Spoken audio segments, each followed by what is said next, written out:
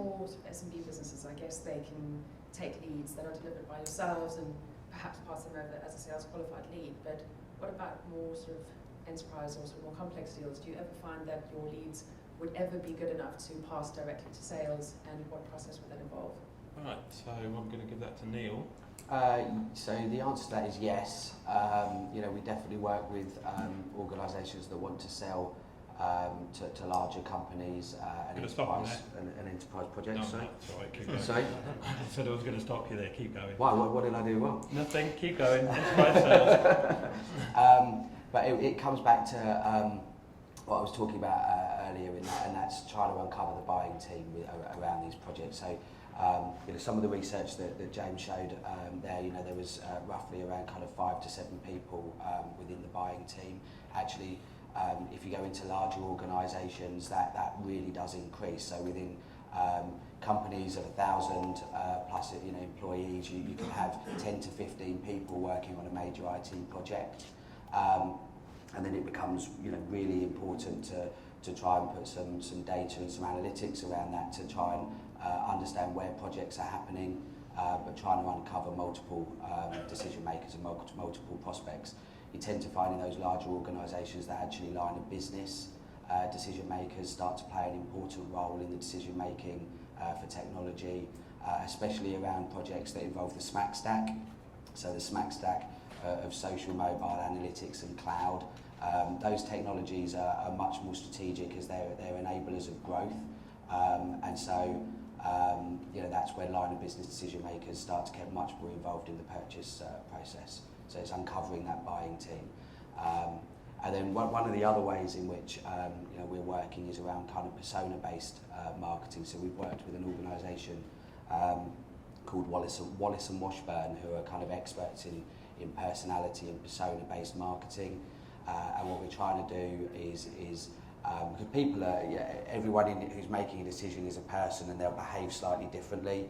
And Wallace and Washburn kind of say, okay, well, there's 3 main personas that kind of exist within buying teams, and that's challengers, advocates, and collaborators. And these people want to be sold to differently. They play different roles within the buying team. And so some of the work we're doing there is trying to understand, the decision makers that sit around a project and what type of personalities and behaviours do they exhibit, and then how you might best sell to those individuals. And so it's putting that type of complexity of reporting around projects when you come to selling to enterprises that can kind of really help raise the quality. So the holy grail for these guys is to deliver leads that you can just hand to sales, and sales are very happy with. Is there something that you guys are doing, Tom, to... I kind of it's think... your moment, Tom. Go on. We'll go ahead and do that. I don't know if there is a magic bullet with some things like this.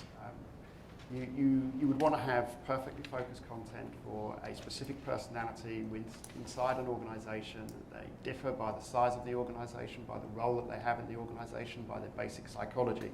You just mentioned challengers, advocates, collaborators, So I tend to start from a challenging position myself, and I would just ask the question, why? Why are we doing that? Why is it useful? Why do you want that? And you'll have someone who's an advocate who will then say, because we'll get this from it, and it's good. And they might have a specific brand that's in mind with it. What kind of content they've engaged with in order to reach that opinion is going to be different all the way across the different decision-making units. Between line of business and between IT, you might have different desire for different kinds of content with that. So the idea that you can get this super brilliant laser focus and have exactly the right content for the right person, I think is just not true. And if you think about the way that content marketing actually works, we look at a marketing funnel. Thea in the top, they move down this linear process. It's all exactly the same for everyone. But you're going to have customers who are on different stages of that journey at every time. And the more you think about it, the less it looks like a laser focus, and the more it looks like a fusillade. And it's his job to keep all of the plates spinning at the same time and have as many people and as many parts of that funnel as you possibly can all the way across it. And that means having a broad, rich, deep selection of content rather than focusing on a specific individual area, because you need to cater for all tastes.